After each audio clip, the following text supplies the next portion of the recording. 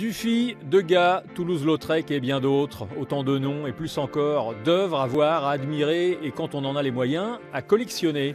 Les moyens, le couple Kligman les a, mais à l'automne dernier, il a décidé de faire don de sa collection. 1 millier de tableaux et d'objets qui va revenir à l'État et au Conseil régional des Pays de la Loire, qui les exposeront dans un bâtiment de l'abbaye royale de Fontevraud.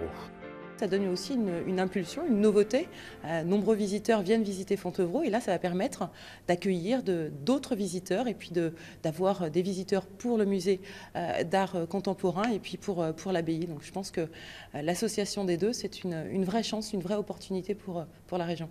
Alors justement, conscient de sa chance en recevant cette donation qui sera effective le 23 juillet, le Conseil régional a sorti le chéquier pour financer la rénovation de ce bâtiment de 1786. Une fanerie, un lieu où on stockait du foin.